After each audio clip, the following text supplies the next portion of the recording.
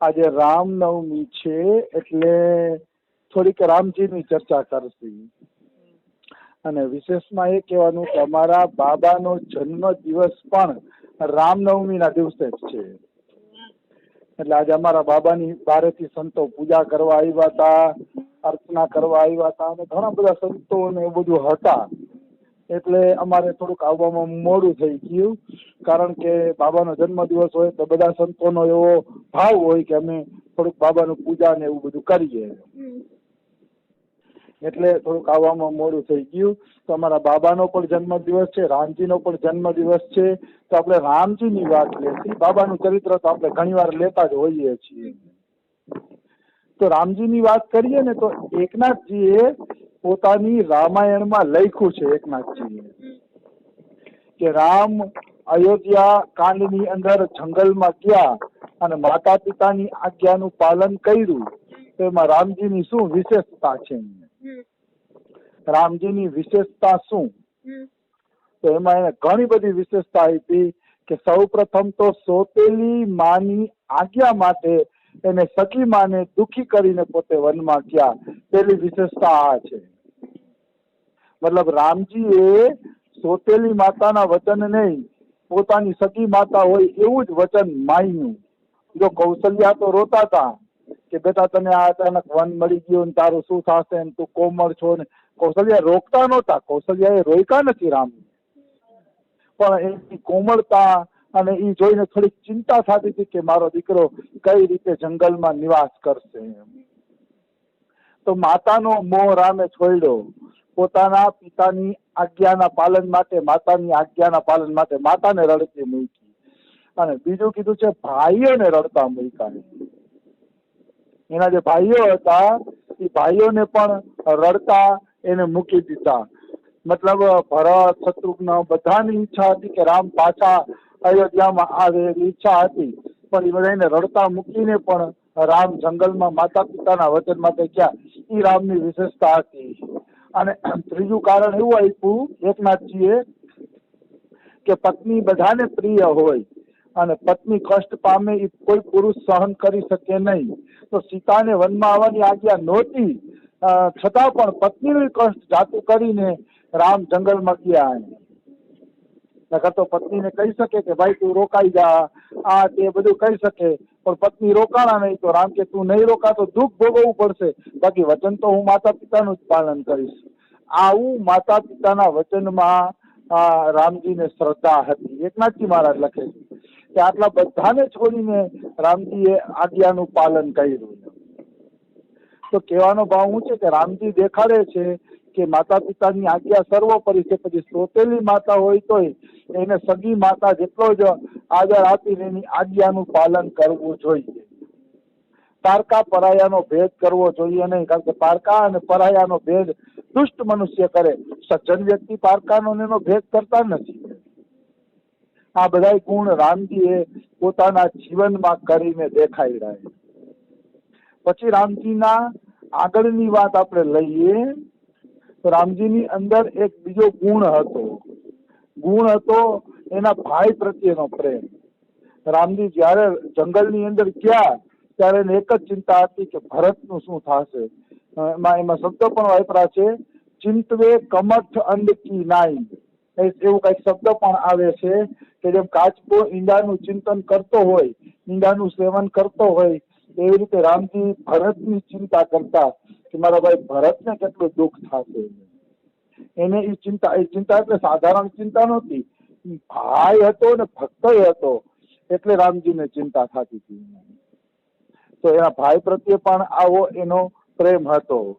બીજો રામજીનો એક ગુણ એ હતો કે રામજીને જયારે અયોધ્યાના રાજા બનાવ્યા ને ત્યારે રામજી ચોખ્ખું કહે છે કે ભાઈ આ તો રઘુવંશની અંદર એક કલંકની વાત છે. રઘુવંશમાં મેં આવડો મોટો કલંક ક્યારેય જોયો નથી કે બડે હી બંધુ હી બિહાય બડે હી અભિષેક. મતલબ બીજા ભાઈઓને ભૂલીને મોટા ભાઈને જ અભિષેક કરવો, એને જ રાજ્ય આપવું, બીજા કોઈને રાજ્ય આપવું નહીં, આ તો બેકાર વાત છે. અમે ચારેય ભાઈ ભેગા મોટા થયા, ચારેય ભાઈ ભેગા જઈમાં, જે ભેગા રહીમાં, બધી ક્રિયાઓ ભેગી કરી તો રાજ્યમાં મોટા ભાઈને જ મોકલી દીધો નાના ભાઈઓને નહીં, એ કે આ ઠીક નથી, આ ઠીક નથી, આ ઉત્તમ નથી, કે રાજ્ય મળવું હોય તો ચારેય ભાઈને રાજ્ય મળવું જોઈએ, એકને મળે ને એકને ન મળે આ ઠીક નથી. આ પણ રામની એક વ્યથા હતી. આના ઉપરથી આપણે ખબર પડે કે રામને એકલાને રાજ્યની ભૂખ નહોતી કે હું એકલો જ રાજા બની જાઉં.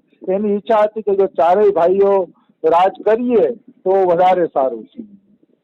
ચારેય ભાઈઓ રાજ કરે એવી રામજીની ઈચ્છા હતી. પણ આ બધી વસ્તુ એવી છે કે સંસાર પોતાના નિયમ પ્રમાણે હાલતો હોય છે, એ વાસ્તવમાં ચાલશે નહીં. ખરેખર તો રામજીના આદર્શ ઉચ્ચ આદર્શ છે. પછી સંસારનો નિયમ શું છે? રાજનીતિનો નિયમ એવો છે કે મોટો હોય એ ગાદીએ બેસે. પણ મને તો રામજીની જ વાત ગમે છે. મોટો હોય એ ગાદીએ બેસે એમ નહીં, બધા ભાઈઓને સરખો અધિકાર મળવો જોઈએ. સત્ય તો રામજીએ પ્રગટ કર્યું એના જીવન દરમિયાન. અને બીજી એક વાત એમાં એ પણ છે કે ભાઈઓ હોય તો લક્ષ્મણ અને ભરત ને એના જેવા ભાઈઓ હોવા જોઈએ. એ બધા એમ માનતા હતા કે રામ જ રાજા બને અને અમે એના સેવક બનીએ, એમાં જ અમારું ગૌરવ છે. એને એમાં ગૌરવ લાગતું હતું કે અમે સેવક બનીએ. તો આવા ભાઈઓ એમ કે હોવા જોઈએ કે જે આ રીતે મોટા ભાઈની સેવામાં ગૌરવ માનતા હોય કે ભાઈ રાજા મોટા ભાઈ જ બને, અમે તો કેવળ અને કેવળ છે ને એમના સેવક બનીશું. તો એ પણ એના નાના ભાઈ તરફનું એનું એક ગૌરવ. બીજી વાત એક એવી છે કે ભરતજી જયારે ચિત્રકૂટ મનાવવા ગયા રામજીને, ત્યારે ભરતજી રામજીને કહે છે કે તમે કાંઈક એવો આધાર આપો કારણે કે મારી વાત રહી જાય છે. તમે આધાર આપો તો મારે 14 વર્ષ નીકળી જાય, નકર 14 વર્ષ નીકળે નહીં. તો રામજીએ એને આધાર આપ્યો, પ્રભુ કૃપા કરી પાવરી દીની, સાદર ભરત શીશ ધરી લીની. ભગવાન એને પોતાની પાદુકા આપે છે, ચરણ પાદુકા. શું કામ ચરણ પાદુકા આપી? તો કે રામજીને ખબર હતી કે મારી આજ્ઞા વગર ભરત એકેય કામ કરતો નથી, એટલે પાદુકા આપી. જેથી પાદુકા આજ્ઞા આપે અને ભરતજી રાજકાજના કામ કરે. એ પાદુકા અર્પણ એટલે જ કરી હતી કે ભરતજીને પાછળથી કઈ તકલીફ કે કષ્ટ ન પડે, રાજકાજ જે કઈ કરવું હોય. અમારા રમેશ બાબા તો એમ કહે છે કે પાદુકાને ભરતજી પૂછતા કે આ ચોર આવ્યો છે, આ ચોર છે કે નહીં? સામેનો વ્યક્તિ દાવો કરે છે કે અમારા ઘરમાં ચોરી કરી છે, તો હે પાવરી, એ ચાકડી તમે જવાબ આપો કે આ ચોર છે કે નહીં. તો ચાકડી બોલતી કે આ ચોર છે, આને સજા આપો, આ એ ચોરી કરી છે, આ એ ચોરી નથી કરી, એને સજા આપો. આ બધું બોલતી ચાકડી. એ ચાકડી કઈ જેવી તેવી નહોતી, બોલતી અને બધો જવાબ આપતી. માનો રાજ્યમાં ક્યાંય કરવેરો ઉઘરાવવામાં પ્રજાને અન્યાય થયો હોય તો ભરતજી ચાકડીને પૂછતા કે અહીંયા પ્રજાને કરવેરો ઉઘરાવવામાં કઈ અન્યાય થયો છે કે નહીં? અન્યાય થયો હોય તો બોલો. તો ચાકડી બોલતી કે અહીંયા અન્યાય થયો છે, આમ નહીં ચાલે, આમ થયું છે, આમ નહીં ચાલે, આમે આમ થયું છે. બધું ચાકડી બોલતી. એ ચાકડી ભરતને મુશ્કેલી ન પડે ને એટલે બોલતી. હું તો એમ કઉ છું કે આવો ભગવાન કોઈ આધાર આપીએ જિંદગી બહુ હેલી થઈ જાય. આપણે આપણી પર બોજ જ ન રહીએ. ભગવાન કેમ કહી જવાનું, પછી ફાયદો થાય તો ભલે, નુકસાન થાય તો ભલે, આપણે શું ચિંતા? આપણે તો કેવલ ભગવાનની આજ્ઞાનું પાલન કરવાનું છે, કેવળ ભગવાનની આજ્ઞાનું પાલન. એટલે આવી ચાકરી મળી જાય તો હું તો કહું ભાગ્યશાળી કહેવાય. આપણે આવી વસ્તુ છે. તો આ બધા રામજીના જીવનના આદર્શ ગુણ છે. જયારે લક્ષ્મણ છે ને ભલે ગુસ્સો કરતા હતા, પણ છતાં જો તમે રામ, લક્ષ્મણ અને જાનકીની જ મૂર્તિ પૂજાય છે. કારણ કે લક્ષ્મણમાં આવેશ હતો, ગુસ્સો હતો, પણ પ્રેમ કમ નતો રામજી પ્રત્યે. એને જયારે ગુસ્સો આવતો ત્યારે રામ માટે જ ગુસ્સો આવતો કે રામને કોઈ દુઃખ ન પડવું જોઈએ. તમે લક્ષ્મણનું જીવન જુઓ. તમે એકવાર લક્ષ્મણ રામને એમ કહે છે કે હું કઈ નો વધ કરી નાખીશ, અને દશરથ પણ જો તમારા રાજ્યમાં કઈ વિઘ્ન કરશે તો દશરથને વધ કરી નાખીશ. રામાનંદ સાગર આવું ટીવી સિરિયલમાં દેખાડે છે ને શાસ્ત્રમાં આવે છે. લક્ષ્મણ બાપ ઉપર ગુસ્સો કરે છે ને મા ઉપર ગુસ્સો કરે છે. તો આપણે લક્ષ્મણ તો શાસ્ત્રની મર્યાદા ચૂકી ગયા. રામ માતા પિતાની આજ્ઞા માટે આટલું બધું કરે છે અને લક્ષ્મણ માતા પિતા ઉપર જ ગુસ્સો કરી જતો તો કે અપરાધ લાગશે? તો કે નહીં લાગે.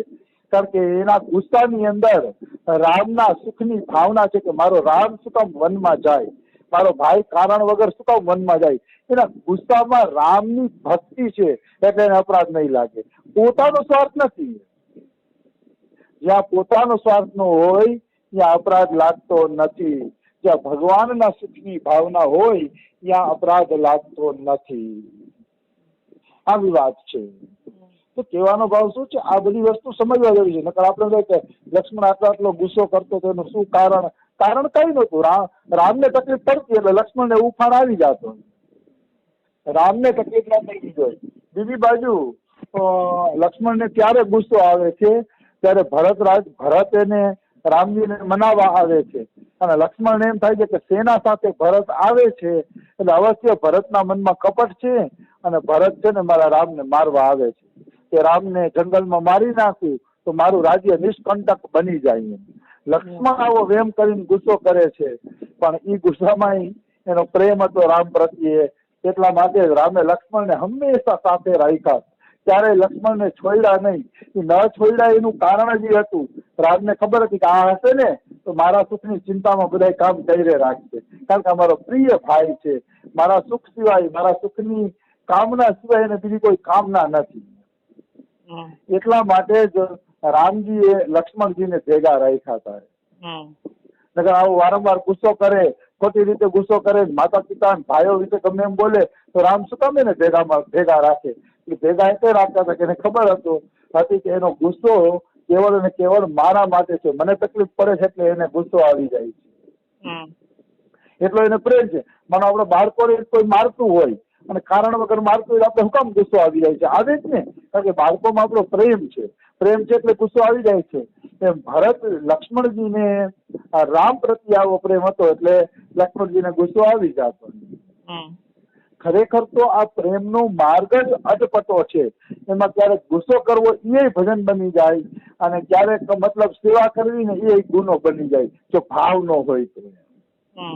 આવી વસ્તુ છે. દુર્યોધને દુર્વાસાની સેવા કરી હતી પણ એ સેવા ન બની શકી કારણ કે એમાં કપટનો ભાવ હતો કે પાંડવોનો નાશ કરનાર.